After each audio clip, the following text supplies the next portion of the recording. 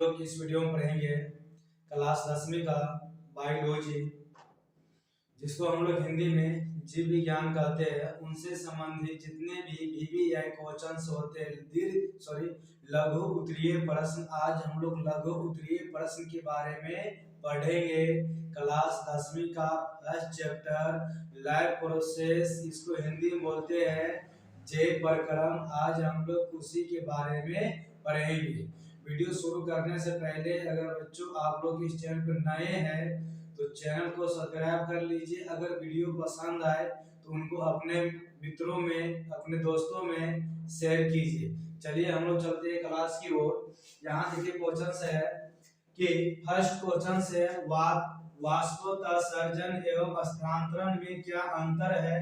यानी first question कर रहे वाष्पोत्सर्जन एवं स्थानांतरण में क्या अंतर है, अंतर को लिखने के लिए कह रहे। यहाँ देखिए जो वाष्पोत्सर्जन एवं स्थानांतरण होंगे, इनमें जो अंतर है वो अंतर के बारे में हम लोग यहाँ पे आंसर लिखे। तो वाष्पोत्सर्जन देके डैश दिए।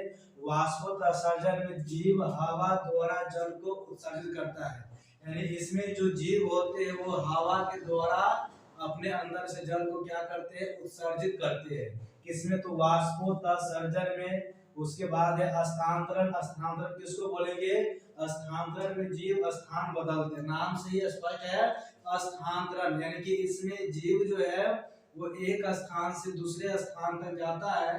तो स्थान बदलने वाले को हम क्या बोलेंगे, स्थानांतरण क्रिया बोलेंगे। तो यहाँ पर स्पष्ट देख लीजिए स्थानांतरण किसे कहें, तो स्थानांतरण में जीव क्या करते हैं, अपना स्थान को बदलते हैं। तो ये हो गया आपका फर्स्ट क्वेश्चन का आंसर। अगला क्वेश्चन है कि पौधे हरे क्यों होते हैं, यानी जो हम लोग देखते हैं पौधे होते हैं या पेड़ जो होते हैं वो हरे हरे क्यों होते हैं। तो वो पौधे हरे होने का मुख्य कारण क्या है, तो आप लोग केवल इतना समझ लीजिए पौधे जो हरे होते हैं वो क्लोरोफिल वर्णन की उपस्थिति के कारण पौधे हरे होते हैं। यानी कि आप लोग ऑब्जेक्टिव पूछ सकता है आप लोगों से कि पौधे हरे क्यों होते हैं, तो आंसर लिखना है कि पौधे जो हरे होते हैं वो हीमोग्लोबिन के उपस्थिति के कारण से पौधे हरे होते हैं। तो ये आपका सेकंड क्वेश्चन का आंसर है। इसके बाद हो गया आपको थर्ड क्वेश्चन, यानी इसमें क्वेश्चन से ऑक्सी हीमोग्लोबिन क्या है। ऑक्सी का मतलब होता है ऑक्सीजन, हीमोग्लोबिन का मतलब हो जिसे रक्त बोलते हैं। हीमोग्लोबिन के उपस्थिति कारण से रक्त क्या होते हैं, तो लाल होते हैं। बट यहाँ बोल रहा है कि ऑक्सी हीमोग्लोबिन क्या है, तो ऑक्सीजन मुक्त, यानी कि ऑक्सीजन वाहक जो हीमोग्लोबिन होगा उन्हीं को हम लोग बोलेंगे ऑक्सी हीमोग्लोबिन। यानी कि जो शरीर में हम लोग जो हमारे शरीर खून दौड़ता है उन्हीं दौड़ने से क्या होता है, दौड़ता है तो उनमें क्या मिला था, ऑक्सीजन। यानी कि वो रक्त में जो ब्लड होता है उनमें ऑक्सीजन वाहक, ऑक्सीजन के रूप से हमारे शरीर में क्या होते हैं, तो ब्लड चलता रहता है। तो उन्हीं को हम लोग क्या बोलते हैं, ऑक्सीजन युक्त हीमोग्लोबिन, इसी को बोलेंगे ऑक्सी हीमोग्लोबिन। तो ऑक्सीजन से ऑक्सीजन युक्त जो हीमोग्लोबिन होगा उन्हीं को बोलेंगे हम लोग ऑक्सी हीमोग्लोबिन कहते हैं। अब हमारा नेक्स्ट क्वेश्चन है परपोषी किसे कहते हैं। तो परपोषी कहते हैं इससे दूसरे से पोषण प्राप्त करने वाले जीव परपोषी कहलाते हैं। यानी कि दूसरे से पोषण का मतलब हो गया, जैसे हम लोग खाना वाना खाते हैं तो खाना हम लोग क्या करते हैं, दूसरे से प्राप्त करते हैं। दूसरे से पोषण प्राप्त करने वाले जीव को क्या बोलेंगे, परपोषी कहते हैं। जैसे जंतु, यानी जितने भी जंतु होते हैं अपना खाना कैसे प्राप्त करता है, तो दूसरे पर आश्रित रहकर ही क्या करता है, अपना खाना को प्राप्त करता है। तो ये क्या हो गया आपको, परपोषी हो गया। इसको आप लोग शॉर्टकट याद रखिए। परपोषी किसे कहते हैं, जो अपना भोजन दूसरे पर आधारित मतलब कि आश्रित होकर प्राप्त करे या दूसरे पर निर्भर होकर प्राप्त करे, उसे हम लोग बोलेंगे परपोषी। जैसे बोले तो जंतु क्या है, तो परपोषी का उदाहरण है। इससे नेक्स्ट क्वेश्चन है परजीवी किसे कहते हैं। परजीवी का मतलब होता है परजीवी, यानी कि पराया परजीवी। जो यहाँ देखिए इसका परिभाषा, वैसे जीव जो अपना भोजन आवास जैसी क्रियाओं के लिए अन्य जीवों के शरीर पर या शरीर में वसा करते हैं वैसे परजीवी कहते हैं।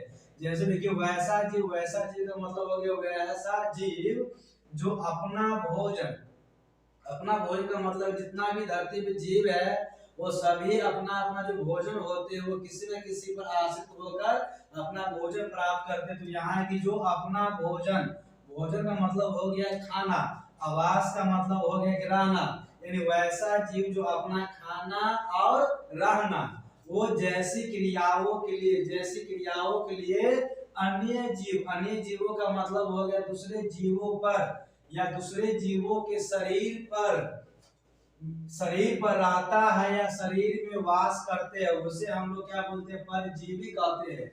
जैसे यहाँ पे जू, जू का मतलब होता है जो हम लोग के बाल में ढील टाइप का होता है, लीक टाइप का होता है, छोटा छोटा कीड़ा जो होते हैं हमारे माथे पर घूमते रहते हैं, जो कान में जो कीड़ाए होते हैं, जो अति बोलते हैं, कैठी बोलते हैं, ये सब क्या है, तो जू है। ये सब क्या होता है, तो हम लोगों के शरीर में वास करता है, हमारे शरीर से वो क्या करता है, अपना खाना प्राप्त करता है। जैसे आप लोग जान लीजिए कि देहात में कहा जाता है उसको लीक या ढील, तो ये क्या होते हैं, शरीर के ही, यानी किसी मनुष्य के शरीर पर ये क्या रहते हैं, निर्भर करता है, उसी पर वो आश्रित रहता है।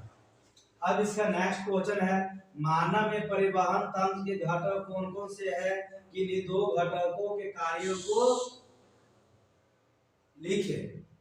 तो यहाँ पे आप लोग देख लीजिए, मानव में परिवहन तंत्र के घटक, जो घटक होते हैं वो किस पर, तो लसिका और रक्त, लसिका और रक्त, रक्त का मतलब होता है मतलब जिसको हम लोग खून बोलते हैं, ये दोनों जो क्या है, तरल संयोजी उत्तक है। मतलब कि मानव में जो परिवहन तंत्र के जो घटक कौन कौन से है और किन्हीं दो घटकों के कार्यों को लिखे।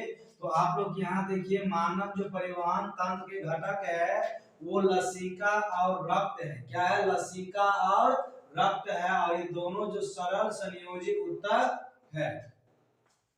नेक्स्ट क्वेश्चन है, जीव के अनुरक्षण के लिए आप किन प्रकरणों को आवश्यक मानेंगे, यानी किसी भी जीव को जीवित रहने के लिए आप लोग किन किन प्रकरणों को आवश्यक मानेंगे। तो इसका क्वेश्चन देख लिए, जीवन के रक्षण के लिए जो प्रकरण आवश्यक माने जाने चाहिए वे निम्न है, यानी हम लोग जिस अनुरक्षण के प्रकरण को आवश्यक मानते हैं वो क्या है, निम्न प्रकार से है। जैसे यहाँ पे पोषण, शोषण, परिवहन, उत्सर्जन, यानी कि किसी भी जीव को जीवित रहने के लिए चार चीज क्या है, आवश्यक है। पहला है पोषण, पोषण का मतलब होता है जैसे हम लोग खाना वाना खाते हैं तो खाना हमारे लिए क्या हो गया, पोषण। शोषण का मतलब होता है कि हम लोग सांस जिसको हाथी करते हैं, मतलब शोषण करते हैं ना, सांस लेते हैं तो शोषण हो गया।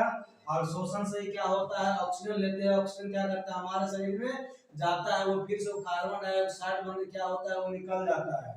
उसके बाद है परिवहन, परिवहन का मतलब हमारे शरीर में क्या होता है, वो परिवहन जाता है। जहाँ पे हम लोग खाना खाने के बाद जिस चीज की आवश्यकताएं जहाँ पे होते हैं तो उन्हीं को पहुंचाने वाले को क्या करते हैं, परिवहन कहते हैं। और नेक्स्ट हमारा उत्सर्जन, उत्सर्जन का मतलब होता है कि हम लोग खाना पीना खाते, दवा ववा खाते हैं, उनके बाद जो बच जाता है, जो निकलता है, उन्हीं को कहा जाता है उत्सर्जन।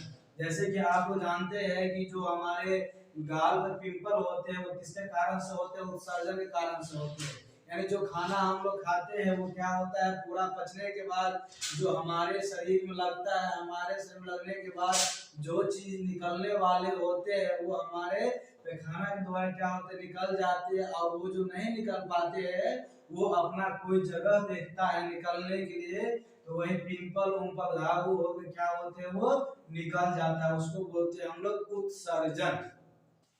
अब नेक्स्ट क्वेश्चन हमारे पास, शोषण की परिभाषा दे। शोषण की परिभाषा दे तो शोषण एक जैविक प्रक्रम है, इसमें एटीपी के रूप में ऊर्जा प्राप्त होती है। यानी शोषण जो है वो जैविक प्रक्रम है, इसमें एटीपी के रूप में ऊर्जा प्राप्त होती है। यह जैव क्रिया सभी जीवधारियों के लिए अति आवश्यक है, यानी जितने भी जीवधारी है उन सभी जीवधारियों के लिए क्या होंगे, तो ये शोषण जो है वो आवश्यक है। छोटे जीव हो या बड़े जीव हो, उन सभी के लिए क्या होंगे, तो ये आवश्यक है कौन चीज, शोषण। और यहाँ देखिए एटीपी के रूप में, एटीपी का मतलब होता है एडिनोसिन ट्राइफॉस्फेट, यानी कि एडिनोसिन ट्राइफॉस्फेट, ये सब क्या हो गया, तो आपको एटीपी का ये फुल नेम है।